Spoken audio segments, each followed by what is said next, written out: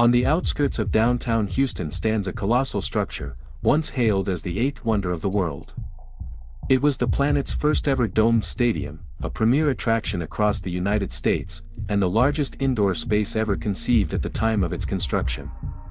Imagine the grandeur. Good morning, ladies and gentlemen. Welcome to the ASTRODOME, the eighth wonder of the world. Designed to become one of baseball's greatest landmarks, it achieved so much more, hosting some of America's biggest concerts, sporting contests, and even daring stunt shows of the mid-20th century. Elvis Presley, the Rolling Stones, Frank Sinatra, they all played here to massive crowds. Yet, for over 15 years, this legendary Astrodome has been closed, left to decay. With its status as a recorded Texas landmark, destruction is virtually impossible. But all previous attempts to redevelop this fallen icon have failed, leaving it an empty shell, a mere shadow of its glorious past. Could an ambitious $1 billion plan finally provide the answer to what to do with the Astrodome, or is it doomed to remain a relic? This video will reveal how a groundbreaking vision might resurrect this architectural marvel. The 1960s marked a period of dramatic transformation for Houston, Texas. Its population was nearing 1 million residents, and the city had just completed a massive land acquisition to expand its borders. By 1962, many Houstonians were prospering from a new oil boom, while NASA was busy constructing its manned spacecraft center, the control hub of the Apollo program. Houston, the Eagle has landed. The city was undeniably on the rise, but it lacked one crucial element that all other major U.S. cities possessed: a Major League Baseball team. Even if it could acquire one, a suitable place to play was needed, ideally, a venue that could serve multiple purposes. Who would step up to the plate and solve this pressing problem? Enter Roy Hoff-Hines, a former judge and mayor of Houston. He would go on to become the first owner of the Astros, a baseball franchise that has since won 2 World Series titles. With a new team, a new home was essential, and Hoff-Hines recognized this as an opportunity for something truly groundbreaking. Having endured numerous rain-soaked games in previous open-air stadiums, he decided to build a stadium with a roof. But not just any roof. He collaborated with architect and engineer Buckminster Fuller, renowned for developing the geodesic dome, which inspired his creation, the Harris County Domed Stadium, universally known as the Astrodome. The Astrodome was truly special and unique, the first of its kind. The post-World War II era was characterized by new materials, innovative construction methods, and a widespread interest in pioneering achievements. Imagine this spaceship-like structure emerging from the Gulf coastal plain. It would be an indoor stadium covered by an enormous fixed roof, an unprecedented feat at the time. Capable of holding 70,000 people in various configurations and layouts, it was genuinely multi-purpose. As one contemporary observer proclaimed, this will be the greatest concert hall in the world. It's the greatest convention hall in the world. It's the greatest exhibition hall in the world. And by all means, it's the greatest sports facility or entertainment facility that anyone has ever conceived. The venue could readily convert into a football stadium, a vital feature given that the Houston Oilers had also committed to playing there. Crucially, it could even be configured for massive concerts. We emphasize the roof because it was a profoundly significant addition. Placing a giant lid on the Astrodome allowed the venue to host events year-round, particularly useful during Houston's monsoon season. Spectators were also kept comfortable during the infamous Texas heat, thanks to pioneering technology. Vast networks of insulated ducts distributed filtered, deodorized, and conditioned air throughout every level. Indeed, this was the world's first air-conditioned stadium. As with all construction projects, it began with an excavation, but this one needed to be exceptionally deep. Although it doesn't appear so from the outside, the Astrodome is actually a 9-story structure, with 3 of those stories subterranean. The Astrodome's playing floor, in fact, sits 9 meters below ground level.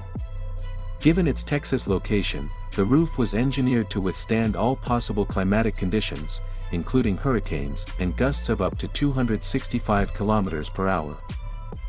The result was a gigantic steel lamella truss structure with a clear span of almost 200 meters, meaning no columns or supports obstructed anyone's view.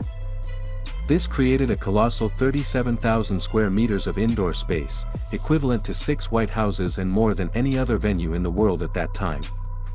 It was an engineering and architectural marvel, a testament to the sheer innovation that produced 3.6 hectares of column-free space, the intricate lamella trusses, and the use of cast concrete 10.7 meters below ground, just 45 minutes from the coast. But to truly be an icon, a structure must not only be sturdy but also striking. To literally top it off, the stadium was crowned with 5,000 lucite panels that functioned as individual skylights, creating a truly spectacular effect.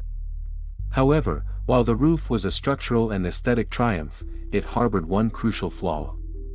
Despite being designed to let light through, essential for a natural grass surface, insufficient light penetrated the dome. To compound the problem, the panels caused so much glare that it distracted the players. The solution was to paint sections of the roof, which, while solving the glare, unfortunately killed the grass for good. The ultimate solution was to replace it with a synthetic grass product, again, being used for the first time anywhere. This material, which debuted at the ASTRODOME, would go on to be called AstroTurf. Many people don't realize that despite these innovations, the ASTRODOME's roof had to be constructed the old-fashioned way, without any fancy digital technology. That's certainly not the case anymore. When we cover modern stadiums, you'll notice they are generally designed and constructed using advanced 3D modeling systems. A prime example of this is RISA 3D. For nearly 40 years, engineers have trusted it to effortlessly create everything from complex geometries down to simple trusses.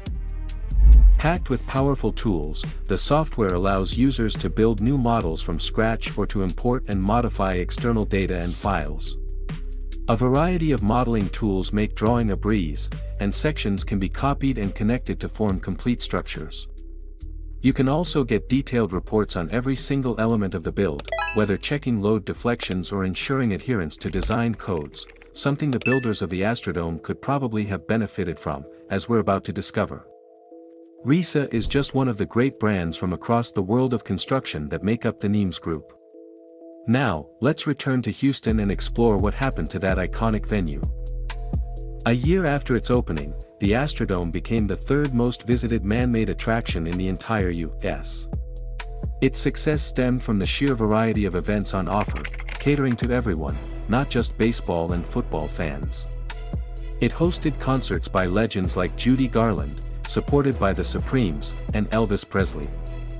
The King of Rock and Roll's shows were so massive, his biggest yet, in fact, that he reportedly admitted to being daunted by the venue's capacity before stepping onto the stage. In other sports, Muhammad Ali fought there twice in the 1960s, and 100,000 people gathered to witness Evel Knievel jump 13 cars on his Harley-Davidson in 1971. But perhaps most famously of all, who could forget the historic Battle of the Sexes tennis match between Billie Jean King and Bobby Riggs in 1973? Yes, that also happened here. In its early years, only the Golden Gate Bridge and Mount Rushmore attracted more visitors, and the venue would later star in multiple movies. Sadly, this golden era wouldn't last forever. By the mid-1970s, the stadium was already reaching its peak. Despite renovations in the late 1980s, the following decade saw the ASTRODOME enter a steep decline. The 1990s witnessed the Oilers depart in search of their own stadium, moving to an entirely different state, where they are now known as the Tennessee Titans of the NFL. 3 years later, even the Astros followed suit, bidding farewell in grand fashion by beating the Dodgers 9-4 to clinch the National League Central Division title. By this point, the venue was beginning to feel antiquated, unable to compete with the modern facilities offered by newer stadiums. Then, in 2002, the ASTRODOME gained a new neighbor. This colossal structure, featuring modern, state-of-the-art equipment, was also designed for multi-use. And when we say neighbor, we don't mean a few streets away. This new stadium moved in literally right next door. Now called the NRG Stadium, it boasts more seats, better transport connections, and an impressive retractable roof. The poor old Astrodome didn't stand a chance. That same year, the venue hosted its very last event, the Houston Livestock Show and Rodeo, a fitting farewell for Texas. After briefly serving a vital purpose again in 2005, providing shelter to tens of thousands in the wake of Hurricane Katrina, the final nail in the coffin came in 2008. Fire inspectors unearthed a dangerous number of code violations, forcing its closure a year later. It has been virtually abandoned ever since, mainly used as storage space for the adjacent stadium, effectively sealing its fate. Half a decade passed, and talk of demolishing the structure inevitably began to gain traction. With it sitting idle, one could understand why. But this was an American icon, which is why the National Trust for Historic Preservation intervened to save the Astrodome. This intervention resulted in a victory for a venue that, despite the flaws leading to its closure, remains in remarkably good shape. It is designated both as a state antiquities landmark in Texas and listed on the National Register of Historic Places at the federal level. The building is structurally in remarkable condition, as attested by a recent engineering report and study conducted in the last several years.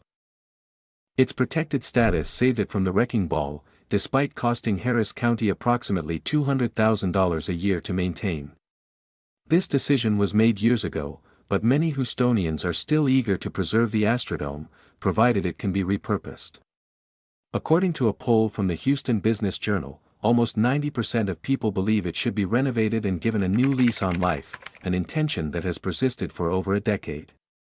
Indeed, several schemes have been proposed over the years. In 2014, the Urban Land Institute called for its transformation into an indoor park.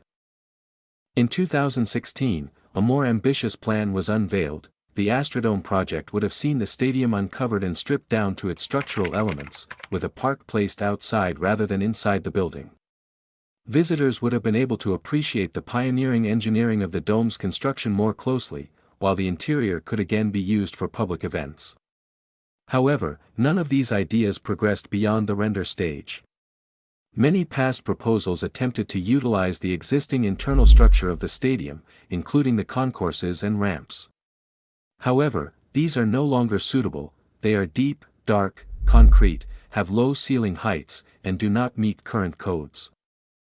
But the latest idea, announced in 2024 and co-led by the company that Jerry works for, could finally be the most likely to succeed.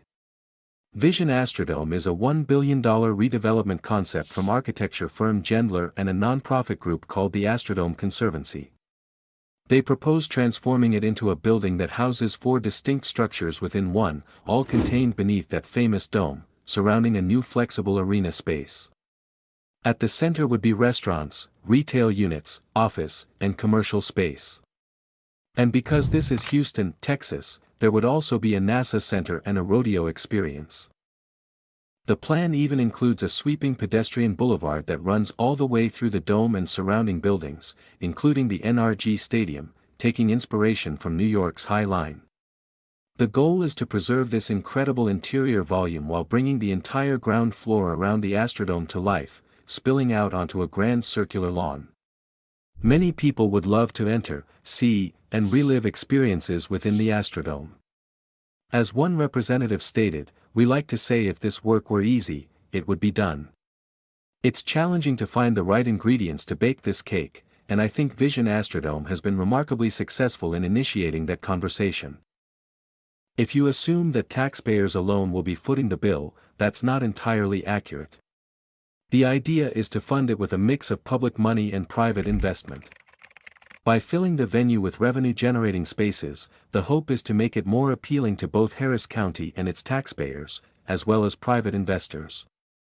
Although in theory, this will prove to be a difficult balancing act. Still, not everyone is convinced. The CEO of the Houston Livestock Show and Rodeo, a key stakeholder, stated that the plan does not align with its strategic vision. Meanwhile, a county spokesperson has commented that the concepts announced so far have not resulted in viable funding and maintenance solutions. It's possible that this latest vision, like others before it, might be cast aside. However, the Conservancy is confident it can win over the doubters. The real challenge is collaborating with all stakeholders to navigate these complexities, ensuring a win for all parties: the county and its residents, the people of Houston, the NFL franchise, and the other tenants who utilize that park. All these factors are being considered as efforts are made to propel Vision Astrodome forward. All buildings eventually reach the end of their serviceable lifespan, but few boast a story as illustrious as the Astrodome. It's why this historic structure, despite a major downfall, is still being saved from destruction. But it cannot simply be left to crumble away forever. Something must be done to give it new purpose. Whether it's this latest idea or another yet to be revealed, let's hope it doesn't take light years to achieve liftoff. He struck out. Astros win. Astros beat the Dodgers. It's another Central Division crown for the Houston Astros. And let the fun begin. This video was sponsored by Neems. You can find out more about the Neems Group and RISA 3D. If you enjoyed this video and want to get more from the definitive video channel for construction, make sure you're subscribed to Safety Signals.